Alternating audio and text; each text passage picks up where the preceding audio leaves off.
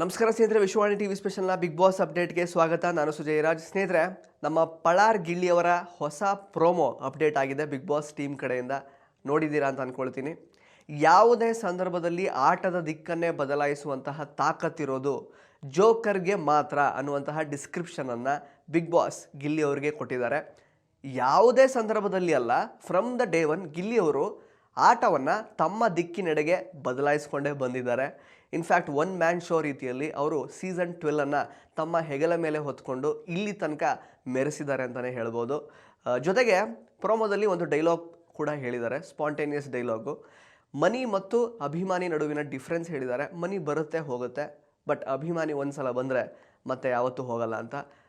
ಇದು ಅವರ ಸ್ಪಾಂಟ್ಯಾನಿಟಿಗೆ ಮತ್ತೊಂದು ಸಾಕ್ಷಿ ಅಷ್ಟೇ, ಮತ್ತೊಂದು ಟೆಸ್ಟಿಮೋನಿ ಅಷ್ಟೇ, ಇನ್ನೇನು ಹೇಳೋಕ್ಕಾಗಲ್ಲ. ಈ ಥರದ್ದು ಬೇಕಾದಷ್ಟು ಅವರು ಇಡೀ ಸೀಸನಲ್ಲಿ ಸ್ಪಾಂಟೇನಿಯಸ್ ಆಗಿ ಆ ಒಂದು ಸಂದರ್ಭಕ್ಕೆ ತಕ್ಕ ಹಾಗೆ ಪಂಚಸ್ಗಳನ್ನು ಕೊಡ್ತಾನೆ ಬಂದಿದ್ದಾರೆ. ಈ ವಿಶೇಷ ಕಾರ್ಯಕ್ರಮದ ಪ್ರಾಯೋಜಕರು ನಿದರ್ಶನ್ ಸಾರೀಸ್, ಜಯನಗರ ಮತ್ತು ರಾಮಮೂರ್ತಿ ನಗರ. ಇಲ್ಲಿವೆ ಬಜೆಟ್ ಫ್ರೆಂಡ್ಲಿ ಸಾರಿ ಕಲೆಕ್ಷನ್ಸ್, ರೇಷ್ಮೆ ಸೇರಿದಂತೆ ಎಲ್ಲಾ ಬಗೆಯ ಸೀರೆಗಳು, ಲೇಟೆಸ್ಟ್ ಟ್ರೆಂಡ್ನ ಸೀರೆಗಳು ನಿದರ್ಶನ್ ಸಾರೀಸ್ ಮಳಿಗೆಯಲ್ಲಿ ಲಭ್ಯ. ಆನ್ಲೈನ್ ಬುಕಿಂಗ್ಗೆ ಸಂಪರ್ಕಿಸಿ nidarshansarees.com, ಕಸ್ಟಮರ್ ಕೇರ್ ಸಂಖ್ಯೆ 9606867467.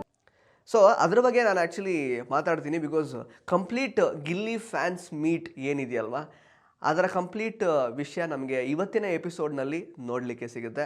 ಹಾಗೆಯೇ ಸ್ನೇಹಿತರೆ, ರಾಶಿಕಾ ಅವರ ಇಂಟರ್ವ್ಯೂ ಈಗಾಗಲೇ ವಿಶ್ವವಾಣಿ ಟಿ ವಿ ಸ್ಪೆಷಲ್ನಲ್ಲಿ ಅಪ್ಲೋಡ್ ಆಗಿದೆ. ದಯವಿಟ್ಟು ಆ ಒಂದು ಇಂಟರ್ವ್ಯೂನ ಕಂಪ್ಲೀಟಾಗಿ ನೋಡಿ. ಹಾಗೆಯೇ ನೀವು ಕೇಳಬೇಕು ಅಂತ ಹೇಳಿಕೊಂಡಿದ್ದಂತಹ, ಕಮೆಂಟ್ ಮಾಡಿದ್ದಂತಹ ಕ್ವಶನ್ಸನ್ನು ಕೂಡ ನಾನು ರಾಶಿಕಾ ಅವರಿಗೆ ಕೇಳಿದ್ದೀನಿ. ಅವ್ರು ಏನೇನು ಉತ್ತರ ಕೊಟ್ಟಿದ್ದಾರೆ ಅಂತ ದಯವಿಟ್ಟು ಇಡೀ ಇಂಟರ್ವ್ಯೂನ ನೋಡಿ ನಿಮ್ಮ ಅಭಿಪ್ರಾಯಗಳನ್ನು ಕಮೆಂಟ್ ಬಾಕ್ಸ್ನಲ್ಲಿ ತಿಳಿಸಿ. ಇನ್ನು ನಿನ್ನೆ ಎಪಿಸೋಡ್ನಲ್ಲಿ ಏನೇನೆಲ್ಲ ಆಯಿತು ಅಂತ ಸ್ವಲ್ಪ ಹೈಲೈಟ್ಸ್ ಕಡೆಗೆ ನೋಡ್ತಾ ಹೋಗೋಣ.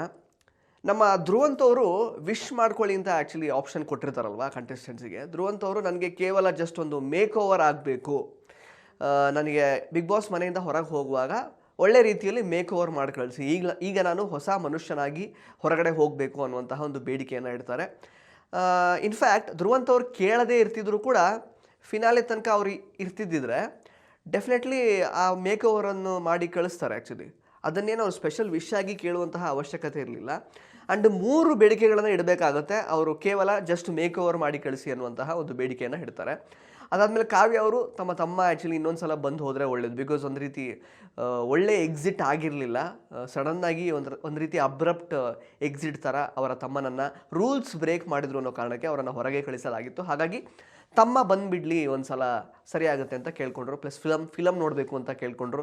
ಜೊತೆಗೆ ನಾನು ಇಲ್ಲಿವರೆಗೂ ಈ ಮನೆಯಲ್ಲಿ ಎಲ್ಲವನ್ನೂ ಎಕ್ಸ್ಪೀರಿಯೆನ್ಸ್ ಮಾಡಿದ್ದೀನಿ, ಬಟ್ ಕಳಪೆ ಆಗಿ ಆ ಜೈಲೊಳಗೆ ಹೋಗಲಿಲ್ಲ. ಸೊ ಅದೊಂದು ಎಕ್ಸ್ಪೀರಿಯೆನ್ಸ್ ಮಾಡಬೇಕು ಅಂತ ಕೇಳ್ಕೊತಾರೆ.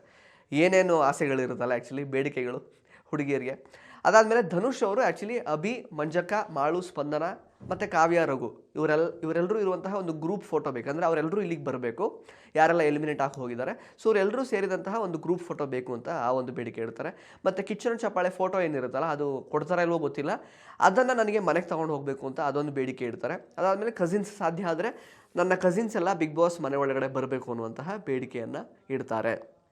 ಇದಾದ ನಂತರ ನೆಕ್ಸ್ಟು ಧನುಷ್ ಅವರ ಫ್ಯಾನ್ಸ್ ಮೀಟ್ ಆಗುತ್ತೆ. ಸೊ ಬರ್ತಾರೆ, ತುಂಬ ಚೆನ್ನಾಗಿ ಅಂದರೆ ಫೋಟೋ ಕೊಲ್ಯಾಜ್ ಮಾಡಿದ್ದಾರೆ. ಇನ್ಫ್ಯಾಕ್ಟ್ ಎಲ್ಲ ಕಂಟೆಸ್ಟೆಂಟ್ಸ್ಗಳಿಗೂ ಫೋಟೋ ಕೊಲ್ಯಾಜ್ ಆ ಒಂದು ವಿಡಿಯೋ ಇತ್ತಲ್ಲ, ಇಟ್ ವಾಸ್ ವೆರಿ ನೈಸ್. ತುಂಬ ಚೆನ್ನಾಗಿ ಬಿಗ್ ಬಾಸ್ ಎಡಿಟರ್ಸ್ ಚೆನ್ನಾಗಿ ಕೆಲಸ ಮಾಡಿದ್ದಾರೆ. ಮತ್ತು ಕೆಲವೊಂದಷ್ಟು ಜನ ಧನುಷ್ ಅವ್ರು ಬಂದಾಗ ಸೀಸನ್ 12 ಕಾಮಧೇನು ಧನು ಅಂತೆಲ್ಲ ಬರ್ಕೊಂಡಿದ್ರು. It was all good. ಚೆನ್ನಾಗಿ ಮಾತಾಡಿದ್ರು ಧನುಷ್ ಅವರು. ತಮ್ಮದೇ ಆದ ರೀತಿಯಲ್ಲಿ ಅಂದರೆ ಜನಗಳಿಗೆ ವೋಟ್ ಮಾಡಿ ಅಂತ ಅಪೀಲ್ ಮಾಡಿದ್ರು. ಧನುಷ್ ಅವರು ಆ್ಯಕ್ಚುಲಿ ಟಾಸ್ಕ್ ಅಂತ ಬಂದರೆ ಗ್ರ್ಯಾಂಡ್ ಟಾಸ್ಕ್ ಮಾಸ್ಟರ್ ಅವರು, ಅದರಲ್ಲಿ 2 ಮಾತೇ ಇಲ್ಲ. ಬಟ್ ವ್ಯಕ್ತಿತ್ವ ಅಂತ ಬಂದಾಗ ಹೀ ಈಸ್ ಗುಡ್. ಅಂದರೆ he is very silent and dignified and gentlemen, ಎಲ್ಲವೂ ಹೌದು. ಬಟ್ ಕೊನೆಯಲ್ಲಿ ಅಂದರೆ ಬೇರೆಯವರು ಫ್ರೆಂಡ್ಶಿಪ್ ವಿಷಯಕ್ಕೆ ಸಂಬಂಧಪಟ್ಟ ಹಾಗೆ ಅವರು ತಲೆ ಹಾಕಿದ್ದು ಅಷ್ಟಾಗಿ ಸರಿ ಕಾಣಲಿಲ್ಲ. ಅಂದರೆ ಅವ್ರು ಇಲ್ಲಿ ತನಕ ಏನೊಂದು ಅವರ ವ್ಯಕ್ತಿತ್ವವನ್ನು ತೋರಿಸ್ಕೊಂಡು ಬಂದಿದ್ರು, ಅವರ ವ್ಯಕ್ತಿತ್ವದ ಒಂದು ಘನತೆಗೆ ತಕ್ಕ ಹಾಗೆ ಅವರು ನಡ್ಕೊಳ್ಳಿಲ್ಲ ಅಂತ ಅನ್ನಿಸ್ತು. ಎಸ್ಪೆಷಲಿ ಕಾವ್ಯ ಮತ್ತು ಗಿಲ್ಲಿಯವರ ಒಂದು ಫ್ರೆಂಡ್ಶಿಪ್ ಮಧ್ಯೆ ಅವರದ್ದೊಂದು ಏನೋ ಒಂದು ಒಪಿನಿಯನ್ನ ಹೇಳುವಂಥದ್ದು, ಸಜೆಸ್ಟ್ ಮಾಡುವಂಥದ್ದು, ಮತ್ತು ಅವರಿಬ್ಬರನ್ನು ದೂರ ಮಾಡುವಂತಹ ಪ್ರಯತ್ನ ಏನಿತ್ತಲ್ಲ, ಸೊ ಅವರವರ ಒಂದು ಯೋಚನಾ ಲಹರಿಗೆ ತಕ್ಕ ಹಾಗೆ ಅವರು ಸಜೆಸ್ಟ್ ಮಾಡಿದ್ದಾರೆ. ಬಟ್ ಅಲ್ಲೆಲ್ಲೋ ಒಂದು ಕಡೆ ಅವರ ಒಂದು ಸಂಕುಚಿತ ಮನೋಭಾವ ಆಚೆ ಬಂತು ಅಂತ ಹೇಳ್ಬೋದು. ಜೊತೆಗೆ ಅದಲ್ಲದೆ ಮೊನ್ನೆ ಕೂಡ ಸಾಕಷ್ಟು ವಿಡಿಯೋ ವೈರಲ್ ಆಗ್ತಾ ಇದೆ. ಅವರು ಮತ್ತು ಸ್ಪಂದನ ಅವರು ಕಾವ್ಯ ಯಾವುದೇ ಕಾರಣಕ್ಕೂ ಗಿಲ್ಲಿನ ಅವಾಯ್ಡ್ ಮಾಡಲ್ಲ, ಗಿಲ್ಲಿ ಬಿಟ್ಕೊಡಲ್ಲ ಅಂತೆಲ್ಲ ಮಾತಾಡ್ಕೊಂಡಿರುವಂಥದ್ದು ಒಂದು ವಿಡಿಯೋ ವೈರಲ್ ಆಗ್ತಾ ಇದೆ. ಇವ್ರಿಗೆ ಯಾಕೆ ಆ್ಯಕ್ಚುಲಿ ಇನ್ನೊಬ್ಬರು ಯಾರ್ದೋ ಒಬ್ಬರು ಫ್ರೆಂಡ್ಶಿಪ್ನ ಬಿಟ್ಕೊಡ್ಬೇಕು? ಆ್ಯಂಡ್ ಅದು ಅಲ್ಲದೆ ಇನ್ನೊಂದು ಮಾತು ಕೂಡ ಹೇಳ್ತಾರೆ, ಕಾವ್ಯಾಗೆ ಗಿಲ್ಲಿ ಜೊತೆಗೆ ಅಂದರೆ ಬಿಟ್ಕೊಡದೇ ಇರೋದು ಕೂಡ ಅವಳಿಗೆ ಪಾಸಿಟಿವ್ ಆಗ್ತಾ ಇದೆ ಅನ್ನೋದು ಬಹುಶಃ ಅವಳಿಗೂ ಅರಿವಿದೆ ಅನ್ನುವಂತಹ ಮಾತುಗಳನ್ನು ಆಡ್ತಾರೆ. ಸೊ ಇವರಿಬ್ಬರು ಹೆಸರಿಗೆ ಫ್ರೆಂಡ್ಸು ಕಾವ್ಯಾಗೆ, ಬಟ್ ಅವರಿಂದನೇ ಮಾತಾಡ್ಕೊಂಡ್ರು ಆ್ಯಕ್ಚುಲಿ. ಸೊ ನಿಮ್ಮ ಫ್ರೆಂಡಿಗೆ ಯಾವುದೋ ಒಂದು ರೀತಿಯಲ್ಲಿ ಒಳ್ಳೇದಾಗ್ತಾ ಇದೆ, ಪಾಸಿಟಿವ್ ಆಗ್ತಾ ಇದೆ ಅಂತಂದರೆ ಹಿಂದೆ ನಾವು ಮಾತಾಡಲ್ಲ ಅಲ್ವಾ? ತಪ್ಪು ಮಾಡ್ತಿದ್ದಾರೆ ಅಂದಾಗ ಡೈರೆಕ್ಟಾಗಿ ಹೋಗಿ ಹೇಳಿ ಸರಿ ಮಾಡ್ತೀವಿ ಅದನ್ನು. ಬಟ್ ಹಿಂದೆ ಮಾತಾಡಿಕೊಂಡು ನೀವೆಲ್ಲೋ ಒಂದು ಕಡೆ ಬೇರೆಯವರು ಫ್ರೆಂಡ್ಶಿಪ್ಪಲ್ಲಿ ತಲೆ ತೋರಿಸಿದ್ರು ಧನುಷ್ ಅವರು, ಅದರಲ್ಲಿ ಧನುಷ್ ಅವರ ಪಾತ್ರ ಕೂಡ ಇತ್ತು. ಸೊ ಹಾಗಾಗಿ ಸ್ವಲ್ಪ ಅವ್ರದ್ದು ಸಂಕುಚಿತ ಸ್ವಭಾವ ಇದೆ ಅಂತ ಅನಿಸಿದೆ. ಅದನ್ನು ಬಿಟ್ಟರೆ ಹೀಸ್ ಫೈನ್. ನೆಕ್ಸ್ಟು ನಮ್ಮ ಧ್ರುವಂತ್ ಅವ್ರದ್ದು ಫ್ಯಾನ್ಸ್ ಮೀಟ್ ಮಾತ್ರ ಯಾವ ಲೆವೆಲಿಗಿತ್ತು ಅಂತಂದರೆ, ವಿನ್ನರೇ ಡಿಸೈಡ್ ಆಗೋಯ್ತು ಅನ್ನೋ ಥರ ಆ ರೇಂಜಿಗೆ ಆ್ಯಕ್ಚುಲಿ ಬಿಲ್ಡಪ್ ಇತ್ತು ಧ್ರುವಂತ್ ಅವ್ರದ್ದು. ಹೊರಗಡೆ ಬಂದರು, ಈವನ್ ಬಿಗ್ ಬಾಸ್ ಡಿಸ್ಕ್ರಿಪ್ಷನೆಲ್ಲ ಕೊಡ್ತಾರಲ್ಲ ಹೊರಗಡೆ ಬಂದಾಗ, ಆ ಡಿಸ್ಕ್ರಿಪ್ಷನಲ್ಲೂ ಕೂಡ ಕೆಲವೊಂದಷ್ಟು ವಿಷಯಗಳನ್ನು ಹೇಳಿದ್ರು. ನನಗೆ ನಿಜವಾಗ್ಲೂ ಇದಕ್ಕೆ ನಗಬೇಕೋ ಅಳಬೇಕೋ ಗೊತ್ತಾಗಿಲ್ಲ. ಈ ವಿಲನ್ನಿಂದ ಬಿಗ್ ಬಾಸ್ನೇ ಬಿಡಿಸಿಕೊಂಡು ಬರ್ತೀನಿ ಅಂತ ಟೊಂಕ ಕಟ್ಟಿ ನಿಂತ ಧ್ರುವಂತ್ ಅಂತೆಲ್ಲ ಆ್ಯಕ್ಚುಲಿ ಹೇಳಿದ್ರು. ದಟ್ ವಾಸ್ ವೆರಿ ಫನ್ನಿ ಅಲ್ವಾ? ಫಸ್ಟ್ ಆಫ್ ಆಲ್ ಆ ವಿಲನ್ ಟಾಸ್ಕ್ ಎಲ್ಲ ಬಂದಾಗ ನಾನು ಬಿಗ್ ಬಾಸ್ನ ಬಿಡಿಸ್ಕೊಂಡು ಬರ್ತೀನಿ ಅಂತೆಲ್ಲ ಹೇಳಿದ್ದು, it is very funny thing. ಅದೇನೋ ಅದರಲ್ಲಿ ಏನೋ ಯಾರು ಯೋಚನೆ ಮಾಡದೇ ಇರೋದನ್ನು ಮಾಡಿಬಿಟ್ರಲ್ಲ ಇವರು, ಬಿಗ್ ಬಾಸ್ನೇ ಏನೋ ಕರ್ಕೊಂಬರೋಕೆ ಹೋಗ್ಬಿಡ್ತೀವಿ. It was very childish actually ಹಂಗೆ ನೋಡೋಕೆ ಹೋದರೆ. ಇದನ್ನೇ ಏನೋ ದೊಡ್ಡ ಡಿಸ್ಕ್ರಿಪ್ಷನಲ್ಲಿ ಅವರೇನೋ ಮಹಾನ್ ಸಾಧನೆ ಮಾಡಿದ್ರು ಅನ್ನೋ ಹಾಗೆಲ್ಲ ಬಿಂಬಿಸಿದರು. ಅದಾದಮೇಲೆ ಧ್ರುವಂತ್ ಅವ್ರದ್ದು ಭಾಷಣ ಶುರುವಾಯಿತು. ನಾನು ಆ್ಯಕ್ಚುಲಿ ಒನ್ ಮ್ಯಾನ್ ಆರ್ಮಿ ಥರ ನೀವು ನನ್ನನ್ನು ಕಳಿಸಿದ್ರಿ ಅಂತಂದರು. ಇಲ್ಲ, ಆಡಿಯನ್ಸ್ ಯಾವಾಗ ಕಳಿಸಿದ್ರು? ಆಡಿಯನ್ಸ್ ವೋಟಿಂಗ್ ಎಲ್ಲ ಇರಲ್ವಲ್ಲ ಆ್ಯಕ್ಚುಲಿ. ಅಂದರೆ ಯಾರನ್ನು ಮನೆ ಒಳಗೆ ಕಳಿಸ್ಬೇಕು ಅಂತ ನಮ್ಮನ್ನು ಕೇಳಿಬಿಟ್ಟು ಆ್ಯಕ್ಚುಲಿ ಆಡಿಯನ್ಸ್ನ ಕೇಳ್ಬಿಟ್ಟು ಏನೋ ಬಿಗ್ ಬಾಸ್ ಕಂಟೆಸ್ಟೆಂಟ್ ಆಗಿ ಕಳಿಸಲ್ವಲ್ಲ, ಆ ಥರ ಯಾಕೆ ಹೇಳಿದ್ರು ಗೊತ್ತಾಗಿಲ್ಲ. ಮತ್ತು ಇನ್ನೊಂದು ಹೇಳಿದ್ರು, 24 ತಲೆ ಇತ್ತು ಬಂದಾಗ, ಈಗ ಎಲ್ಲರನ್ನೂ ಹೊಡೆದಾಕಿ 6 ತಲೆಗೆ ತಂದಿದ್ದೀನಿ ಅಂತ. 24 ಅಂದರೆ ಯಾವ ಥರ ಕ್ಯಾಲ್ಕುಲೇಷನ್ ನಂಗೆ ಗೊತ್ತಾಗಿಲ್ಲ. 18, 19 ಮತ್ತು ವೈಲ್ಡ್ ಕಾರ್ಡ್ ಕಂಟೆಸ್ಟೆಂಟ್ಸು ಇವರು ಗೆಸ್ಟ್ಗಳನ್ನೆಲ್ಲ ಸೇರಿಸ್ಕೊಂಡ್ರೆ ನಾವು ಮೋಸ್ಟ್ಲಿ. ಆ ಗೆಸ್ಟ್ಗಳು ಬಂದಿದ್ದೇ 4 ವಾರಕ್ಕೆ, ಅವ್ರನ್ನೂ ಸೇರಿಸ್ಕೊಂಡು 24 ಅಂದ್ರೆ ಅದೆಲ್ಲ ಸೇರಿದ್ರು 24 ಆಗುತ್ತಾ? ಫಸ್ಟ್ ಆಫ್ ಆಲ್ ನಂಗೆ ಗೊತ್ತಿಲ್ಲ. ದಯವಿಟ್ಟು 24 ಆಗುತ್ತೆ ಅಂತಂದರೆ ಹೇಳಿ. ಬಟ್ ಅದು ಅವರನ್ನು ಗೆಸ್ಟ್ಗಳನ್ನು ಕಂಟೆಸ್ಟೆಂಟ್ಸ್ ಅಂತಲೇ ಕನ್ಸಿಡರ್ ಮಾಡೋಕ್ಕಾಗಲ್ವಲ್ಲ. ಸೊ 24 ತಲೆ ಹೆಂಗಾಗುತ್ತೆ? ಫೈನಲಿ ಇವಾಗ 6 ತಲೆ ಬರೋ ಥರ ಮಾಡಿದಾರಂತೆ. ಸೊ ಹಾಗೆಲ್ಲ ಹೇಳಿದ್ರು. ಜೊತೆಗೆ ಅಶ್ವಿನಿ ಅವ್ರನ್ನೂ ಕೂಡ ಅವರು ಅಂದರೆ ಲೆಸ್ ಮೋಟಿವೇಟೆಡ್ ಆಗಿ ಆಟ ಆಡ್ತಾ ಇರುವಾಗ ಕೂಡ ಅವ್ರನ್ನ ಮೇಲೆತ್ತುವ ಪ್ರಯತ್ನ ಕೂಡ ನಾನು ಮಾಡಿದೆ. ಇನ್ನೊಬ್ಬರು ಅಂದರೆ ನಾನೊಬ್ಬನೇ ಆಟ ಆಡೋದಲ್ಲ, ನನ್ನ ಜೊತೆಗೆ ಇನ್ನೊಬ್ಬರು ಆಟ ಆಡೋ ಥರ ನಾನು ಮೋಟಿವೇಟ್ ಕೂಡ ಮಾಡ್ತಾ ಇದ್ದೆ, ಹಾಗೆ ಹೀಗೆ ಅಂತೆಲ್ಲ ಹೇಳಿದ್ರು. ಮತ್ತು ಅವರು ಜೈ ಮಹಾಕಾಲ್ ಅಂತೆಲ್ಲ ಹೇಳ್ತಾ ಇದ್ದಿದ್ದು actually it was like A war CRY. ಏನೋ ಯುದ್ಧಕ್ಕೆ ಸನ್ನದ್ಧರಾಗಿ ನಮ್ಮ ಚಾವಾ ಫಿಲಮಲ್ಲಿ ವಿಕ್ಕಿ ಕೌಶಲ್ ಅವರು ಜೈ ಅಂದರೆ ಅವರು ಶಿವನ್ ಬಗ್ಗೆ ಎಲ್ಲ ಆ್ಯಕ್ಚುಲಿ ಹೇಳ್ತಾ ಇದ್ರಲ್ಲ, ಜೈ ಮಹಾದೇವ್ ಆ ಥರದ್ದೆಲ್ಲ ಅಂತ. ಹಂಗಿತ್ತಪ್ಪ ಅವರು ಆ ರೇಂಜಿಗೆ ಆ್ಯಕ್ಚುಲಿ ಒಂಥರ ಯುದ್ಧಕ್ಕೆ ಕರೆ ಕೊಟ್ಟ ಹಾಗೆ ಆ್ಯಕ್ಚುಲಿ ಜೈ ಮಹಾಕಾಲ್ ಅಂತೆಲ್ಲ ಹೇಳಿದ್ರು.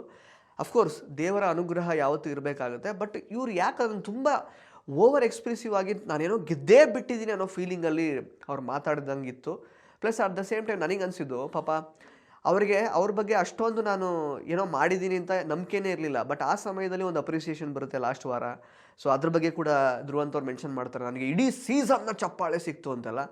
ಬಟ್ ಹೊರಗಡೆ ಬಂದಮೇಲೆ ಬಹುಶಃ ಅವ್ರಿಗೆ ಗೊತ್ತಾಗುತ್ತೆ ಆ ಪೋಸ್ಟರ್ ಡಿಲೀಟ್ ಆಗಿ ಕೇವಲ ವಾರದ ಕಿಚ್ಚನ ಚಪ್ಪಾಳೆ ಅಂತ ಅದು ಬದಲಾಗಿದೆ ಅಂತ. ನನಗೆಲ್ಲೋ ಒಂದು ಕಡೆ ಅಂದರೆ ಬಿಗ್ ಬಾಸ್ ಕೊಡ್ತಿರುವಂತಹ ಹೈಪ್ ನೋಡಿ ಅವ್ರು ತುಂಬ ಅದನ್ನು ಮನಸ್ಸಿಗೆ ತೊಗೊಂಡು ಹೊರಗಡೆ ಬಂದು ರಿಯಾಲಿಟಿ ಗೊತ್ತಾಗಿ ಎಲ್ಲೋ ಡಿಪ್ರೆಷನಿಗೆ ಹೊರಟೋಗ್ಬಿಡ್ತಾರೇನೋ ಧ್ರುವಂತ್ ಅಂತ ನನಗೆ ನಿಜವಾಗ್ಲೂ ಭಯ ಕಾಡೋದಕ್ಕೆ ಸ್ಟಾರ್ಟ್ ಆಗಿಬಿಟ್ಟಿದೆ. ಬಿಕಾಸ್ ಅವರಿಗೆ ರಿಯಾಲಿಟಿ ಗೊತ್ತಾಗ್ತಾ ಇಲ್ಲ ಏನಿದೆ ಎಕ್ಸಾಕ್ಟ್ಲಿ ಹೊರಗಡೆ ಅಂತ. ಈ ಥರ ಅವ್ರದ್ದು ಪೋಸ್ಟ್ ಎಲ್ಲ ಡಿಲೀಟ್ ಆಯಿತು, ವಾರದ ಕಿಚ್ಚನ ಚಪ್ಪಾಳೆ ಅಂತ ಪೋಸ್ಟ್ ಆಯಿತು. ಆ ಥರದ್ದೆಲ್ಲ ಅವ್ರಿಗೆ ಗೊತ್ತಿಲ್ಲದೇ ನಾನೇನೋ ಭಯಂಕರವಾದದ್ದೇನೋ ಮಾಡಿಬಿಟ್ಟಿದ್ದೀನಿ ಅನ್ನುವಂತಹ ಒಂದು ಭ್ರಮಾಲೋಕಕ್ಕೆ ತಳ್ಳಿರುವಂತಹ ಶ್ರೇಯ ಬಿಗ್ ಬಾಸ್ನವ್ರಿಗೇನೆ ಸಲ್ಲಬೇಕು ಆ್ಯಕ್ಚುಲಿ. ಬಟ್ ಅವರು ಪಾಪ ಯಾಕೆ ಅಂತಂದರೆ ಅವ್ರಿಗೆ ಗೊತ್ತಿಲ್ಲ ನಾನೇನೋ ನೆಕ್ಸ್ಟ್ ಲೆವೆಲ್ ಆಟ ಆಡ್ಬಿಟ್ಟಿದ್ದೀನಿ ಅನ್ನುವಂತಹ ಫೀಲಲ್ಲೇ ಇದ್ದಾರೆ. ಹೊರಗಡೆ ಬಂದಾಗ ಅವರು ಹೇಗೆ ಅಂದರೆ ಎಮೋಷನಲಿ ಅವರನ್ನು ಸಮಾಧಾನ ಪಡಿಸ್ಕೊಳ್ತಾರೋ ನನಗೆ ಗೊತ್ತಿಲ್ಲ, ನೋಡೋಣ. ಅದಾದಮೇಲೆ ನೆಕ್ಸ್ಟು ಕಾವ್ಯ ಫ್ಯಾನ್ಸ್. ಅಂಡ್ ಇಲ್ಲಿ ನೋಡಿ ಆ್ಯಕ್ಚುಲಿ ಪಾಪ ಧನುಷ್ ಅವರು ಮಾತಾಡಿ ಒಳಗಡೆ ಬಂದಮೇಲೆ ಏನು ಹೊರಗಡೆ ಏನೆಲ್ಲ ಆಯಿತು ಅಂತ ಅವ್ರು ಆ್ಯಕ್ಚುಲಿ ಮನೆಯವ್ರ ಜೊತೆ ಡಿಸ್ಕಸ್ ಮಾಡೋದೆಲ್ಲ ತೋರಿಸ್ಲೇ ಇಲ್ಲ. ಬಟ್ ಅದೇ ಧ್ರುವಂತವ್ರು ಒಳಗಡೆ ಬಂದಮೇಲೆ ಮನೆಯವ್ರ ಜೊತೆಗೆ ಹೇಳ್ತಾರೆ, ಮೇಡಮ್ ಹಂಗಿತ್ತು ಹಿಂಗಿತ್ತು ಸಖತ್ತಾಗಿತ್ತು, ಏನು ಅದೊಂದು ಫೀಲಿಂಗೇ ಬೇರೆ ಹಾಗೆ ಹಿಂಗೆ ಅಂತ. ಪಾಪ ಧನುಷ್ ಅವ್ರಿಗೂ ತೋರಿಸ್ಬೇಕಲ್ವಾ ಏನು ಮಾತಾಡಿದ್ರು ಅಂತ. ಇನ್ಫ್ಯಾಕ್ಟ್ ಕಾವ್ಯಂಗೂ ತೋರಿಸಲಿಲ್ಲ. ರಕ್ಷಿತಾ ಅವ್ರ ಫ್ಯಾನ್ಸ್ ಮೀಟ್ ಆದಮೇಲೆ ಕೂಡ ಅವ್ರು ಏನೇನು ಎಕ್ಸ್ಪ್ರೆಸ್ ಮಾಡ್ಕೊಂಡ್ರು ಒಳಗಡೆ ಬಂದು ಅದನ್ನು ತೋರಿಸಿಲ್ಲ. ಲೈವಲ್ಲೆಲ್ಲ ಬಂದಿದೆ. Live is very interesting actually ಹೇಳಬೇಕು ಅಂತಂದರೆ. ಬಟ್ ಪಾಪ ಧನುಷ್ ಅವ್ರದ್ದು ತೋರಿಸಲೇ ಇಲ್ಲ. ಆಮೇಲೆ ಕಾವ್ಯ ಫ್ಯಾನ್ಸ್ ಬಂದರು. Kavya like other Kavya whatever ಅವ್ರೇನು ಬಿರುದುಗಳು ಕೊಟ್ಕೊಂಡಿರ್ತಾರಲ್ಲ ಅದನ್ನೇ ಹಾಕಿದ್ರು. ಬಟ್ ಈ mistakes that is a major mistake. Khadar Kavya ಅಲ್ವಾ ಅದು, it is not Khadar Kavya. KHADAR ಆಗಬೇಕು. ಕನ್ನಡದಲ್ಲೂ ಕೂಡ ಇಟ್ ಈಸ್ ಖದರ್, ದೊಡ್ಡ ಖ, ನಾಟ್ ಕ. ಸೊ ಅದೊಂದು ಮಿಸ್ಟೇಕ್, ಅದೇನೋ ಸಿಲ್ಲಿ ಮಿಸ್ಟೇಕ್ಸ್, ಅದು ಯಾಕೆ ಅದು ರೆಕ್ಟಿಫೈ ಮಾಡ್ಕೊಳ್ಳೋದು ನಂಗೆ ಗೊತ್ತಿಲ್ಲ. ಮತ್ತು ಡಿಸ್ಕ್ರಿಪ್ಷನ್ ಆ್ಯಕ್ಚುಲಿ ಕಾವ್ಯ ಅವ್ರಿಗೆ ಹೇಳಿದಂತಹ ಡಿಸ್ಕ್ರಿಪ್ಷನ್ ಚೆನ್ನಾಗಿತ್ತು. ಫ್ರೀ ಪ್ರಾಡಕ್ಟ್ ಅನ್ಸ್ಕೊಂಡು, ಯಾಕಂದರೆ ತುಂಬ ಕೆಳಗೆ ಹಾಕ್ತಿದ್ರು ನಿಮ್ಮನ್ನು, ಬಟ್ ನೀವು ಫೀನಿಕ್ಸ್ ರೀತಿಯಲ್ಲಿ ಎದ್ದು ಬಂದ್ರಿ ಮತ್ತು ಮಹಾಕಾವ್ಯವಾಗಿ ನಿಮ್ಮ ಪರ್ಸ್ನಾಲಿಟಿ ಮೂಲಕ ನಿಮ್ಮನ್ನು ನೀವು ಗುರುತಿಸ್ಕೊಂಡ್ರಿ. ಅದೆಲ್ಲ ತುಂಬ ಚೆನ್ನಾಗಿತ್ತು ಹೇಳಿದ್ದಲ್ಲ. ಮತ್ತು ಅವ್ರದ್ದು ಕೊಲ್ಯಾಜ್ ಅಂತ ತೋರಿಸೋದಿಲ್ಲ, ಫೋಟೋ ಕೊಲ್ಯಾಜಲ್ಲಿ ಬರೀ ಗಿಲ್ಲಿಯೇ ಇದ್ದರು. ಮತ್ತು ಇದು ಅವ್ರ ಫ್ಯಾನ್ಸ್ ಎಲ್ಲ ಬಂದವ್ರು ಹೆಂಗಿತ್ತು ಅಂತಂದರೆ, ಗಿಲ್ಲಿ ಮೂಲಕ ಕಾವ್ಯ ಅವರ ಆಟವನ್ನು ಇಷ್ಟಪಟ್ಟಿದ್ದಂತಹ ಫ್ಯಾನ್ಸ್ಗಳು ಬಂದಿದ್ರೇನೋ ಅಂತ ಅನ್ನಿಸ್ತು. ಬಿಕಾಸ್ ಎಲ್ಲರೂ ಕಾವು ಕಾವು ಕಾವು ಅಂತಲೇ ಹೇಳಿದ್ದು. ಮತ್ತು ಯಾರ ಜೊತೆ ಬಂದ್ರಿ ಲೈಕ್ ಅದು ಜಂಟಿಯಾಗಿ ಅಂತ ಹೇಳುವಾಗ ಹೆಸರು ಹೇಳಿರಲಿಲ್ಲ. ಜಂಟಿಯಾಗಿ ಬಂದಾಗ ಈ ಫೋಟೋ ತೆಗೆದಿದ್ದು ಅಂತ ಹೇಳಿದರು. ಯಾರ ಜೊತೆ ಬಂದ್ರಿ ಅಂತ ಕೇಳಿದಾಗ ಗಿಲ್ಲಿ ಅಂತಂದರು. ಗಿಲ್ಲಿ ಅಂದ ತಕ್ಷಣ ಎಲ್ಲರೂ ಜೋರು ಕೂಗಾಡ್ತಾಯಿದ್ರು. ಮತ್ತು ಸೂರಜ್ ಜೊತೆ ಡ್ಯಾನ್ಸ್ ಮಾಡಿದಾಗ ಬೇಜಾರಾಯಿತು ಅಂತ ಜನ ಹೇಳ್ತಿದ್ರು. ಬಟ್ ಗಿಲ್ಲಿ ಜೊತೆನೂ ಡ್ಯಾನ್ಸ್ ಮಾಡಿದೆ ಅಂದಾಗ ನಗಾಡ್ತಾಯಿದ್ರು. ಲಾಸ್ಟಿಗೆ ಮೀಟರ್ ಬೇಕು ಮೀಟರ್ ಅಂತ ಡೈಲಾಗ್ ಹೇಳಿ ಅಂತ ಡೈಲಾಗ್ ಹೇಳಿಸಿದ್ರು. ಅಂದರೆ ಕಂಪ್ಲೀಟ್ ಅವರ ಆಟದ ಮೇಲೆ ಗಿಲ್ಲಿಯವರ ಪ್ರಭಾವ ಎಷ್ಟಿತ್ತು ಅನ್ನೋದರ ಒಂದು ರೀತಿ ಸಣ್ಣ ಒಂದು ಟ್ರೈಲರ್ ನೋಡ್ದಂಗೆ ಇತ್ತು. ಆ್ಯಕ್ಚುಲಿ ಜನ ಯಾಕೆ ಕಾವ್ಯ ಅವ್ರನ್ನ ತುಂಬ ಇಷ್ಟಪಟ್ಟಿದ್ದಾರೆ, ಬರೀ ಕಾವ್ಯ ಅನ್ನೋ ಪರ್ಸ್ನಾಲಿಟಿಗೆ ಮಾತ್ರ ಇಷ್ಟಪಟ್ಟಿದ್ದಾರೆ ಅನ್ನೋದಕ್ಕಿಂತ ಗಿಲ್ಲಿ ಜೊತೆಗೆ ಕಾವ್ಯ ಅನ್ನೋ ಕಾರಣಕ್ಕೆ ಹೆಚ್ಚು ಇಷ್ಟಪಟ್ಟಿರುವಂಥದ್ದೇ ಜಾಸ್ತಿ ಅನ್ನೋದು ಅದರಿಂದ ಸಾಬೀತಾಯಿತು. ಪ್ಲಸ್ ಕಾವ್ಯ ಅವ್ರು ತುಂಬ ಚೆನ್ನಾಗಿ ಮಾತಾಡಿದ್ರು. ನನಗೆ ಓಟ್ ಹಾಕಿ, ನಿಮಗೆ ನಿಜವಾಗ್ಲೂ ನನ್ನ ಆಟ ಇಷ್ಟ ಆಗಿದ್ರೆ ಮಾತ್ರ ಓಟ್ ಹಾಕಿ ಅಂತ ಹೇಳಿದ್ರು. ಆ್ಯಕ್ಚುಲಿ ದಟ್ ವಾಸ್ ವೆರಿ ಅಂದರೆ modest way of asking for votes ಅಂತ ನನಗೆ ಅನ್ನಿಸ್ತು. ಅಂದರೆ ದಯವಿಟ್ಟು ಹಾಕಲೇಬೇಕು ವೋಟ್ನ ಅಂತ ಕೇಳ್ಕೊಳ್ಳೋದಕ್ಕಿಂತ ಇಷ್ಟ ಆಗಿದರೆ ವೋಟ್ ಹಾಕಿ ಅಂತ ಹೇಳೋದಿದೆಯಲ್ಲ, ಅದು ಕಾನ್ಫಿಡೆನ್ಸ್, ಮನುಷ್ಯನ ಕಾನ್ಫಿಡೆನ್ಸ್ ತೋರಿಸುತ್ತೆ. ಚೆನ್ನಾಗಿ ಮಾತಾಡಿದ್ರು ಅವರು. ಅವ್ರ ಬಗ್ಗೆನೂ ಅವ್ರಿಗೇನು ಅಂದರೆ ಅವ್ರ ಸಿಚುವೇಶನ್ ಬಗ್ಗೆ ಒಂದು ವಿಷಯ ಹೇಳ್ತಾರೆ. ಆ್ಯಕ್ಚುಲಿ ಯಾವುದೋ ಸಂದರ್ಭಕ್ಕೆ ಗೊತ್ತಿಲ್ಲದೇ ಅನುಗುಣವಾಗಿ ಏನೋ ಒಂದು ನಡೆದು ಹೋಯಿತು ಅಂತ ಕೆಲವರು ಹೇಳೋದು ನೋಡಿದ್ದೀನಿ. ಆ ರೀತಿ ಸಂದರ್ಭಕ್ಕೆ ನಾವು ರಿಯಾಕ್ಟ್ ಮಾಡಿದ್ದನ್ನು ನಾವು ಡಿಫೆಂಡ್ ಮಾಡ್ಕೊಳ್ಬಾರ್ದು. ಸಂದರ್ಭಕ್ಕೆ ನಾನು ಆ ಒಂದು ನನ್ನ ರಿಯಾಕ್ಷನನ್ನು ನಾನು ತಪ್ಪಾಯಿತು ಅಥವಾ ಸಂದರ್ಭ ಆ ಥರ ಇತ್ತು ಅಂತೆಲ್ಲ ಹೇಳೋಕ್ಕೆ ಹೋಗಲ್ಲ. ನಮ್ಮ ಕಂಟ್ರೋಲ್ ನಮಗಿರಬೇಕು ಅನ್ನೋ ರೀತಿಯಲ್ಲಿ ಅವ್ರು ಮಾತಾಡಿದ್ರು. It was very good. ಅವ್ರದ್ದು ಆ್ಯಕ್ಚುಲಿ ಮಾತು ಚೆನ್ನಾಗಿತ್ತು, ಫ್ಯಾನ್ಸ್ ಜೊತೆ ಮಾತಾಡಿದ್ದು. ಅದಾದಮೇಲೆ ರಕ್ಷಿತಾ ಬಂದರು. ರಕ್ಷಿತಾ ಗೊತ್ತಲ್ಲ, ಪಟಾಕಿ ರಕ್ಷಿತಾ ಫುಲ್ ಡ್ಯಾನ್ಸ್ ಮಾಡ್ಕೊಂಡೇ ಬಂದರು ಸಖತ್ತಾಗಿ. ಅಲ್ಲೂ ನೋಡಿ ಎಗೇನ್ ವಂಶದ ಕುಡಿ ಅಂತಲೇ ಕರಿತಾ ಇದ್ದಿದ್ದು. ಅಂದರೆ ಗಿಲ್ಲಿ ಅವ್ರ ಪ್ರಭಾವ ಯಾರ ಮೇಲೆಲ್ಲ ಇದೆ ಅಂತ. ಇನ್ಫ್ಯಾಕ್ಟ್ ರಘು ಅವ್ರು ಬಂದರು, ಅದೇ ಆಗುತ್ತೆ ಇವಾಗ ನೆಕ್ಸ್ಟು. ಅಶ್ವಿನಿ ಅವ್ರು ಬಂದರು, ಅದೇ ಆಗಿದೆ. ಲೈವಲ್ಲಿ ನೀವು ನೋಡಿದರೆ ಗೊತ್ತಿರುತ್ತೆ. ರಘು ಅವ್ರದ್ದು ಮತ್ತು ಅಶ್ವಿನಿ ಅವ್ರದ್ದು ಫ್ಯಾನ್ಸ್ ಮೀಟಿಂಗ್ ಕೂಡ ಆಗಿದೆ. ಅಲ್ಲೂ ಕೂಡ ಅಶ್ವಿನಿ ಅವರು ಅತ್ತೆ ಮಗನ ಜೊತೆ ಡ್ಯಾನ್ಸ್ ಮಾಡಿದ್ದು ಅಂತ ಅವ್ರ ವಿಷಯ ತಗೊಳ್ತಾರೆ. ಆಗ ಜನ ಓ ಅಂತ ಕೂಗಾಡ್ತಾರೆ. ಈ ಕಡೆ ರಘು ನನ್ನ ಗೆಳೆಯ, ನಂದು ಅವನದು ಫ್ರೆಂಡ್ಶಿಪ್ ಸಖತ್ ಅಂತೆಲ್ಲ ಹೇಳಿದ್ದಾರೆ. ಅಲ್ಲೂ ಕೂಡ ಜನಗಳು ಕೂಗಾಡ್ತಾರೆ. ಅಂದರೆ ಬಹುತೇಕ ಕಂಟೆಸ್ಟೆಂಟ್ಸ್ ಮೇಲೆ ಗಿಲ್ಲಿಯವರ ಪ್ರಭಾವ ಅಂತೂ ಇದ್ದೇ ಇದೆ ಈ ಸೀಸನಲ್ಲಿ. ಅದಕ್ಕೆ ಅಲ್ವಾ ಒನ್ ಮ್ಯಾನ್ ಶೋ ಅಂತ ಅನಿಸಿರೋದು. ಮತ್ತು ನೋಡಿ ರಕ್ಷಿತಾ ಅವರಿಗೆ ವಂಶದ ಕುಡಿ ಅಂತ ಇದ್ರು. ಮತ್ತು ಅವ್ರು ಮಾತಾಡಿದ್ರು. ರಕ್ಷಿತಾ ಅವ್ರು ಕೂಡ ತುಂಬ ಚೆನ್ನಾಗಿ ಮಾತಾಡಿದ್ರು. ಕಿಚ್ಚ ಸುದೀಪ್ ಅವ್ರನ್ನ ಒಂದು ರೀತಿ ಎರಡನೇ ಅಪ್ಪ ಅಂತ ಕರಿಬೋದು ಅಂತ ಅವ್ರ ಬಗ್ಗೆ ಒಳ್ಳೆ ಮಾತುಗಳನ್ನು ಹೇಳಿದ್ರು. ನಿಜವಾಗ್ಲೂ ದಟ್ ವಾಸ್ ಹಾರ್ಟ್ ಟಚಿಂಗ್. ಮತ್ತು ನನ್ನ ಫೇವ್ರೇಟ್ ಗಿಲ್ಲಿ ರಘು ಅಂತ ಹೇಳಿದಾಗ ಇನ್ನೂ ಜನ ಜೋರಾಗಿ ಕೂಗಾಡಿದ್ರು.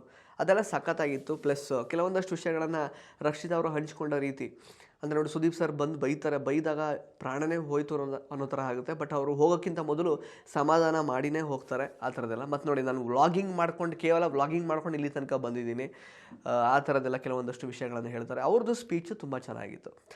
ಅದಾದಮೇಲೆ ರಘು ಅವ್ರದ್ದು ಆ್ಯಕ್ಚುಲಿ ನೆಕ್ಸ್ಟ್ ರಘು ಅವ್ರ ಮಗ ಬರ್ತಾರೆ. ಸ್ವಿಮ್ಮಿಂಗ್ ಪೂಲಲ್ಲಿ ಆಟ ಆಡಬೇಕು ಅಂತ ಅವರು ವಿಶ್ ಮಾಡ್ಕೊಂಡಿರ್ತಾರಲ್ಲ, ಅದು ಈಡೇರುತ್ತೆ. ಅವಾಗ ಸಖತ್ತಾಗಿ ಎಲ್ಲರೂ ಆಟ ಆಡ್ತಾರೆ. ಆ್ಯಕ್ಚುಲಿ ರಕ್ಷಿತಾ ಅವರು, ಗಿಲ್ಲಿ ಎಲ್ಲರೂ ಚೆನ್ನಾಗಿ ಆಟ ಆಡ್ತಾರೆ. ಆಮೇಲೆ ಲಾಸ್ಟಲ್ಲಿ ನಮ್ಮ ಗಿಲ್ಲಿ ಅವ್ರಿಗೆ ಅವರು ಕೇಳಿದ ಹಾಗೆ ನಲ್ಲಿ ಮೂಳೆ ಊಟ ಬರುತ್ತೆ. ಸೊ ಎಷ್ಟೊಂದು ಪೀಸ್ ಇರುತ್ತೆ ಅಂತ ಅನ್ನಿಸ್ತು ನಿನ್ನೆ. ಬಟ್ ಎಲ್ಲ ಅವರೊಬ್ಬರೇ ತಿಂದ್ಕೊಂಡು ಚೆನ್ನಾಗಿ ಒಂದು ರೀತಿ ನಮ್ಮ ಖೈದಿ ಫಿಲಮಲ್ಲಿ ಕಾರ್ತಿ ಅವರು ತಿಂತಾ ಇರ್ತಾರಲ್ಲ ಬಿರಿಯಾನಿ, ಅದೊಂದು ಸೀನ್ ಬರುತ್ತೆ. ಇನ್ಫ್ಯಾಕ್ಟ್ ಅದೇ ಟ್ರಾಲ್ ಆಗ್ತಾಯಿದೆ, ಆ ಫೋಟೋ ಎಲ್ಲ ಹಾಕ್ಕೊಂಡು, ಆ ವಿಡಿಯೋ ಎಲ್ಲ ಹಾಕ್ಕೊಂಡು.